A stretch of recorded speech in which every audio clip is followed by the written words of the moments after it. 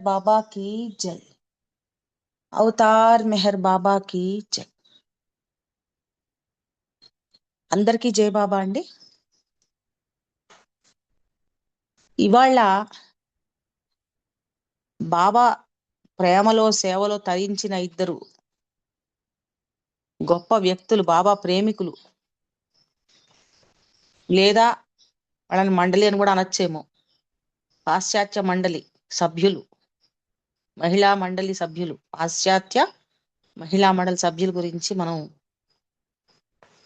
చెప్పుకుందాం కొంచెం వివరంగా. మనందరికీ ఐవి డ్యూస్ బాగా తెలుసు. హౌ ఏ మాస్టర్ వర్క్స్ అని ఆవిడ రాసిన గ్రంథం బాగా పరిచితమే చాలా మందికి మనలో. ఈ ఐవి ఒనైటా జ్యూస్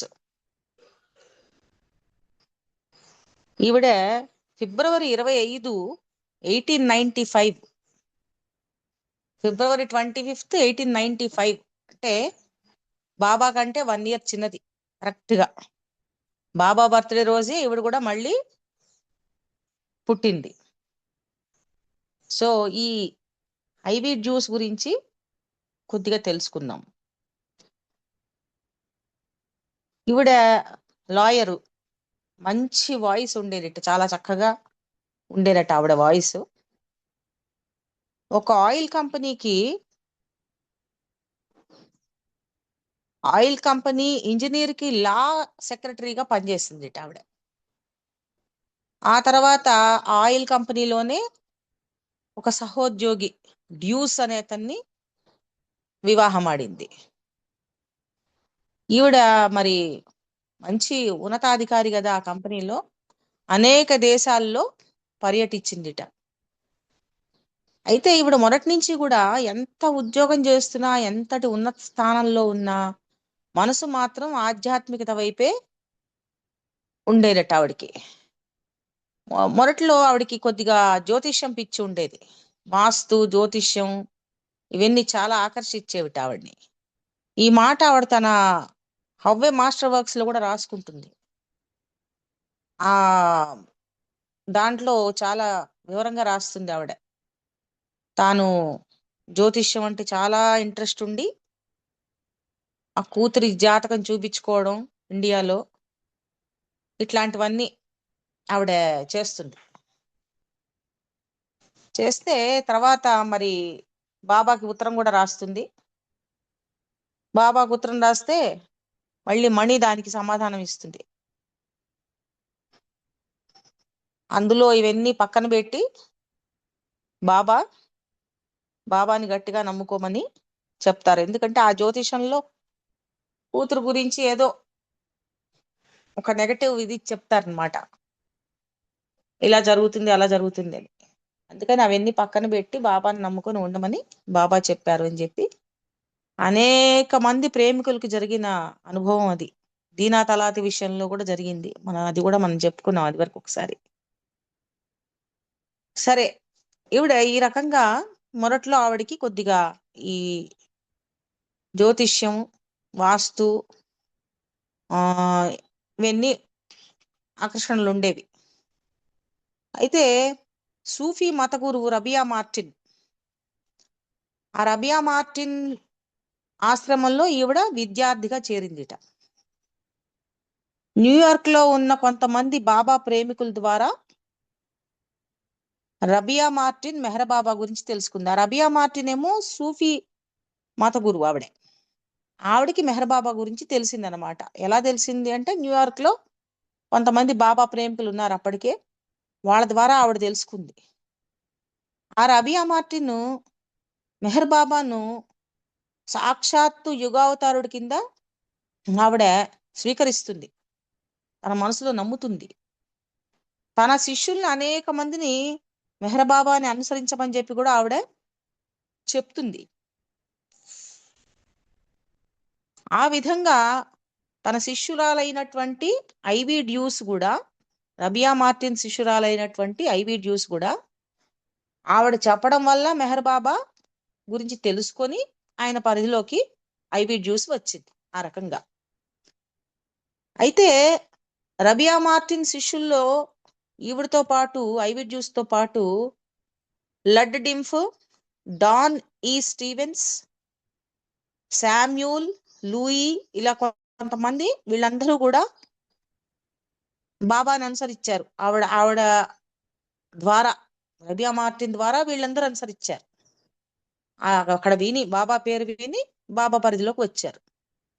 కానీ రబియా మార్టిన్ మాత్రం మెహర్ బాబాని దర్శించుకోవాలని ఎంత తహతహలాడినా కూడా ఆవిడకి మాత్రం అది కుదరలేదట. ఆవిడ మాత్రం సాధ్యపడలేదట.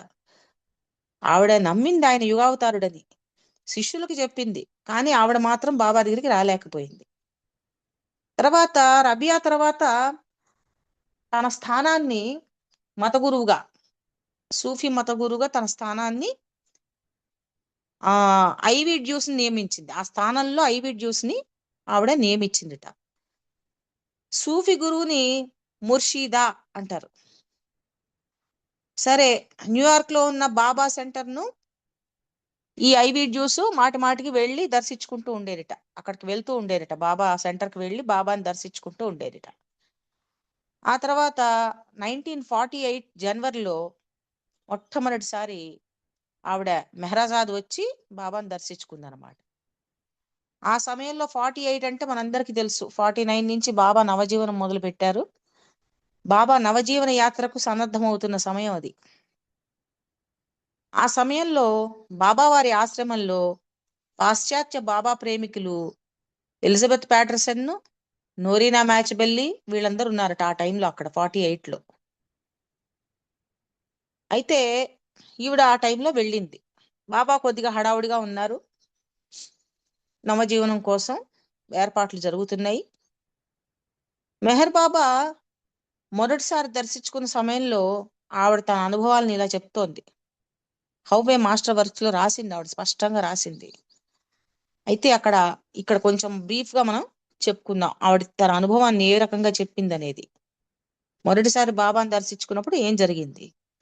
అవతారుడి అనంత ప్రేమ తన హృదయానికి నేరుగా తాకిన అనుభవాన్ని బాబా తన కలగజేశారని చెప్పి ఆవిడ తన స్వీయ చరిత్రలో రాసిందిట. బాబా వారి ఆశ్రమంలో ఉండగా ఒకరోజు నేను కొన్ని ఫోటోలు చూస్తున్నాను కానీ నా మనసు మాత్రం హద్దులు దాటి ఎటో వెళ్ళిపోయింది. దాంతో ఒక బాగా పదునుగా ఉన్న బాణం వేగంగా వచ్చి నా హృదయాన్ని తాకినట్లయింది. నేను దూరంగా వెళ్ళి ఒక కుర్చీలో కూలబడ్డాను. నా గుండె వేగంగా కొట్టుకోవడం ప్రారంభించింది. ఒక క్షణం ఉక్కిరిబిక్కిరయ్యాను. కళ్ళంబడి నీళ్లు ధారలు కట్టాయి. ఆ సమయంలో బాబా నా గదిలోకి వచ్చారు. నా నురిటిన అభయం ఇస్తున్నట్టు నా నురిటి మీద ఆయన చేయి ఉంచారు. ఆ తర్వాత బాబా నా నురిటి మీద ముద్దు పెట్టారు. ఆ సమయంలో నా హృదయం నిండా బాబాను తప్పించి మరెవరూ లేని స్థితిని అనుభవించాను. బాబా తప్పితే ఇంకేమీ లేదనే స్థితిలో ఉండిపోయింది ఆవిడ. అలా కొద్ది క్షణాలు ఉండిపోయాను. బాబాతో ఈ రకమైనటువంటి నాకు మొదటిసారి దర్శించుకున్నప్పుడు ఈ రకమైన అనుభవం కలిగింది అని చెప్పి అనేక సార్లు ఆవిడ అనేక మందికి, బాబా ప్రేమికులకి ఆవిడ చెప్తూ ఉండేదట. ఈవిడ ఈ ఐవి సూఫీ మత గురువు కదా. ఆమెతో బాబా మాట్లాడుతూ చెప్పారట. బాబా ఏమనంటే, నువ్వేదో గొప్ప సన్యాసిని అని చెప్పి ప్రకటించుకోకు. నిజాయితీతో, బాబాకు విధేయతతో అంకితమైనంత కాలం నా సహాయం నీకు తప్పక అందుతుంది అని చెప్పారట. ఈ మాట ఆవిడక విలేకరికి ఇచ్చిన ఇంటర్వ్యూలో స్వయంగా చెప్పిందనమాట. బాబా ఇలా నాతో చెప్పారు అని చెప్పి. సూఫిజం రీఓరియంటెడ్ సంస్థ స్థాపనకు బాబా ఆమెకు అనుమతించారు. అప్పటి వరకు ఆ సూఫీ సంస్థ అంతే, దాన్ని సూఫిజం రీఓరియంటెడ్ అని చెప్పి మళ్ళీ ఆ సంస్థని పేరు మార్చటం, అందులో కొన్ని మార్పులు చేర్పులు చేశారనమాట. అలా చేయడానికి బాబా ఆవిడికి పర్మిషన్ ఇచ్చారట. ఈ విషయమై బాబాతో నేరుగా ఉత్తర ప్రత్యుత్తరాలకు తగిన సలహాలు అందుకోవడానికి బాబా ఆమెకి పర్మిషన్ ఇచ్చారు. ఎప్పుడంటే అప్పుడు ఉత్తరం రాయడం, ఆవిడకి అనుమానం వచ్చినా, ఏదన్నా సలహా కావాల్సి వచ్చినా, అనుమానం వచ్చినా అవన్నీ తీర్చుకోవడానికి బాబాకు ఉత్తరాలు రాయడానికి బాబా పర్మిషన్ ఇచ్చారు.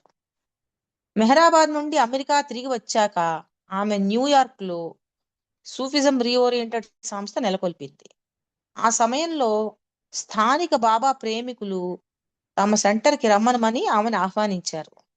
న్యూయార్క్ లో ఉన్న బాబా సెంటర్ వాళ్ళు ఈవిడ్ని రమ్మని చెప్పి ఆహ్వానిస్తే ఆవిడ అందరట, నన్ను మీ గురువుగా స్వీకరిస్తే నేను తప్పకుండా మీ సెంటర్కి వస్తాను, లేకపోతే రాను అని చెప్పిందట.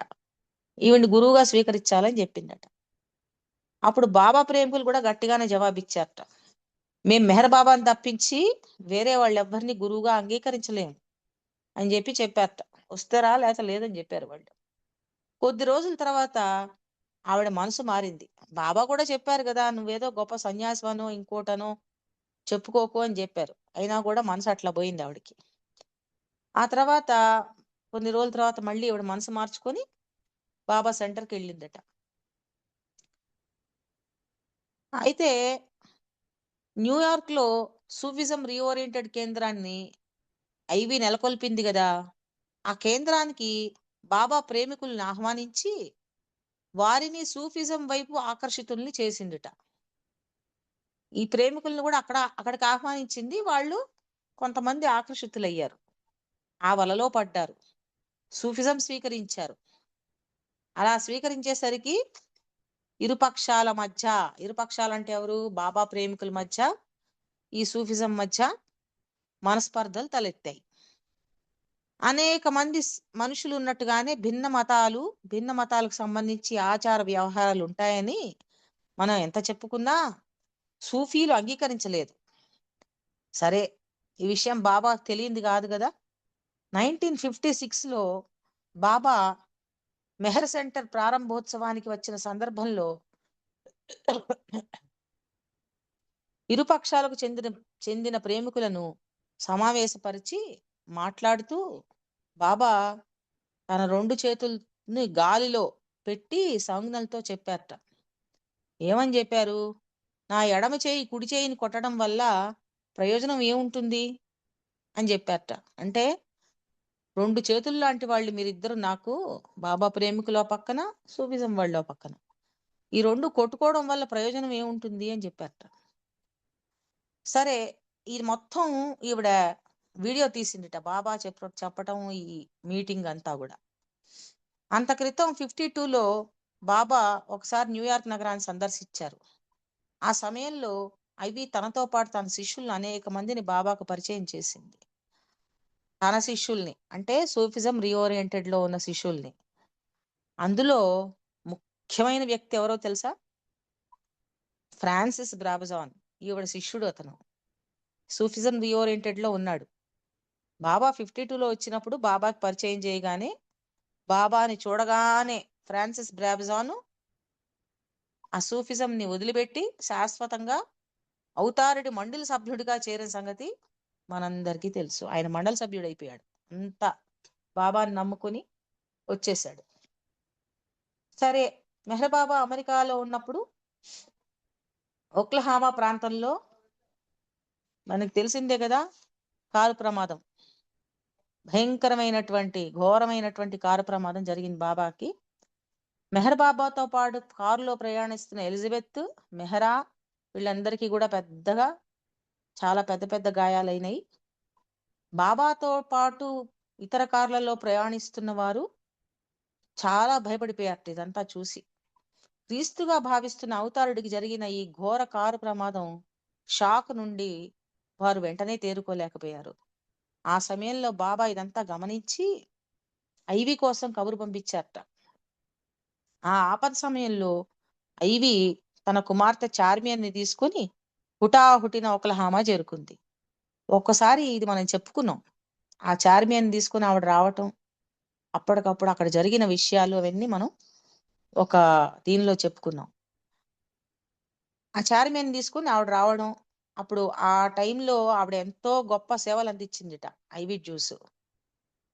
బాబా స్వయంగా చెప్పారట ఆ మాట. అనన్య సామాన్యమైన సేవలు అందించింది అని చెప్పి యాక్సిడెంట్ టైంలో బాబా ఆమెని అభినందించారు. రక్తపు మడుగుల్లో ఉన్న బాబా వారి దుస్తులు చూసి నా వెన్నులోంచి చలి తన్నుకొచ్చిందని చెప్పి ఆవిడే చెప్తుంది. ఆ తర్వాత ఆవిడ కుమార్తె చార్మియన్ బాబా వారిని, గాయపడ్డ మండలి వారిని ఆసుపత్రులకు, డాక్టర్ల దగ్గరకు కార్లలో తీసుకెళ్లారు. ఆ తర్వాత ఇంకొక మాట అంది ఆవిడ. పాశ్చాత్య వైద్యులకు బాబా ఒక ఆధ్యాత్మిక ప్రగతి కల్పించారు. అక్కడ పనిచేస్తున్న ఆ డాక్టర్స్, ఆ వెస్టర్న్ డాక్టర్స్ కి బాబా ఒక ఆధ్యాత్మిక ప్రగతి కలిగించారు అని చెప్పి ఐవి జ్యూస్ చెప్తుంది. హఫీజ్, రూమీ, కబీర్ ఇలా పలువురు సూఫీ గురువులు గురించి నాటి సమాజానికి బాగా తెలుసు, కానీ చాలా మందికి సూఫిజం గురించి సరైన అవగాహన లేదు. న్యూయార్క్ నగరంలో 52, 56 ప్రాంతంలో సూఫీలతో పాటు అనేక ఇతర ఆధ్యాత్మిక సంస్థలు ఉన్నాయి. అదే టైంలో సూఫిజం రీఓరియంటెడ్ తో పాటు అనేక ఆధ్యాత్మిక సంస్థలు ఉన్నాయిట. ఎవరి సంస్థ గొప్ప వారిదే. పొరపాటున మెహర్ బాబా ఈ యుగావతారుడు, క్రీస్తు ఈ అవతార కాలంలో మెహర్ బాబాగా అవతరించాడని చెబితే చాలా గట్టి ప్రతిఘటనే వస్తుంది అని చెప్పి అక్కడ ప్రేమికులు చెప్పారట. అప్పుడు బాబా అన్నారట, ఈ మాట చెప్పారట బాబా ఏమనంటే, మీకు నా పట్ల గల ప్రేమ వల్ల మీరు నా దగ్గరికి వచ్చారు. నాకు మీకు ఈ బంధం లేకపోతే ఎవరెన్ని చెప్పినా, ఎన్ని గ్రంథాలు మీరు చదివినా నా దగ్గరికి మీరు రాలేరు. మనకున్న అనుబంధాన్ని బట్టి, మనకున్న లింక్ని బట్టి మీరు నా దగ్గరికి రాగలిగారు, ప్రేమ వల్ల రాగలిగారు అని చెప్పి బాబా చెప్పారట. 1956లో బాబా శాన్ ఫ్రాన్సిస్కో పర్యటించారు. అక్కడున్న సూఫీ కేంద్రానికి బాబాను ఐవి డ్యూస్ ఆహ్వానించింది. బాబాతో పాటు కొంతమంది మండలి ప్రేమికులు కూడా వెళ్లారు. నా ఇచ్చ ప్రకారం ఐవి నడుచుకుంటుంది. ఆమె నా కార్యక్రమాలను పెద్ద ఎత్తున నిర్వహిస్తోంది. రాబోయే రోజుల్లో ఆమె మరిన్ని కార్యక్రమాలు చేపడుతుంది అని బాబా ఆవిడ్ని కొనియాడారట. మెహర్ బాబా స్వయంగా రాసిన భగవద్వచనం, గాడ్ స్పీక్స్ అన్నమాట, మెహర్ బాబా ప్రవచనములు, డిస్కోర్సెస్, వీటిల్ని ముద్రించే బాధ్యత బాబా ఐవికి అప్పగిచ్చారు. ఈ పుస్తకాలను ముద్రించే బాధ్యతతో పాటు డాన్ స్టీవెన్స్, ఐవిలకు ఈ గ్రంథాల సంపాదకత్వ బాధ్యత కూడా బాబా అప్పగిచ్చారు. ఆ బుక్స్ ని ఎడిట్ చేసి మళ్ళీ బాబాకు చూపించి వాటిని మళ్ళీ పబ్లిష్ చేసే బాధ్యతను వాళ్ళు తీసుకున్నారనమాట. బాబా వాళ్ళకి అప్పగిచ్చారు ఆ పని. 1956లో బాబా అమెరికా పర్యటనలో ఇచ్చిన సందేశాలను Beams, Life at Its Best అనే గ్రంథాల పేరిట ఆమె ప్రచురించింది. ఆ టైంలో బాబా ఇచ్చిన సందేశాలన్నీ తీసుకుని ఆవిడ ఈ 2 పుస్తకాలు ప్రచురించిందిట. ఈమె తన జీవిత చరిత్రను బాబావారి సందేశాలతో కూడిన గ్రంథం హౌ ఏ మాస్టర్ వర్క్స్ అనే పేరుతో ముద్రించి బాబా ప్రేమిక లోకానికి అందజేసింది. 1959లో బాబాను ప్రత్యేకంగా దర్శించుకునేందుకు ఐవికి, ఆమె శిష్యులకి బాబా అనుమతించారు. మళ్ళీ 62లో పూణేలో ఏర్పాటు చేసిన ప్రాక్ పశ్చిమ సమావేశాలకు కూడా ఐవి హాజరయ్యింది. ఈస్ట్ వెస్ట్ గ్యాదరింగ్ కూడా ఆవిడొచ్చింది. 69లో బాబా భౌతిక దేహం వదిలిన సమయంలో కూడా ఐవి తన శిష్య పరంపరతో కలిసి బాబా వారి దర్శనం చేసుకుంది. ఈ రకంగా ఈవిడ బాబాని అనుసరించింది. ఈ సూఫీజం ప్రారంభించిన ఇనాయత్ ఖాన్ తన వారసురాలిగా రబియా మార్టిన్ నియమించాడు. రబియా ఏమో తన తర్వాత ఐవి జ్యూస్ ని నియమించింది. తర్వాత ఐవి సైకాలజిస్ట్ డాక్టర్ జీమ్స్ మేకీ అనే ఆయన్ని తన స్థానంలో, జీన్స్ మేకీ అనే ఆమెని తన స్థానంలో ముర్షిదా సూఫీ గురువుగా నియమించింది. నిరంతరం బాబా నామస్మరణలో, సేవలో తరించిన ఐవి 1981లో ఆవిడ తన శరీరాన్ని వదిలేసింది, తుది శ్వాస వదిలింది, బాబాలో ఐక్యమైంది. ఇది ఐవి జ్యూస్ యొక్క స్థూలంగా ఆవిడ జీవితం, ఆవిడ ఏ రకంగా బాబా దగ్గరికి వచ్చింది, ఏ రకంగా ఏం చేసింది అనేది మనం తెలుసుకున్నాం. ఇంకపోతే మరొక ఆవిడ మార్గరెట్ క్రాస్కీ.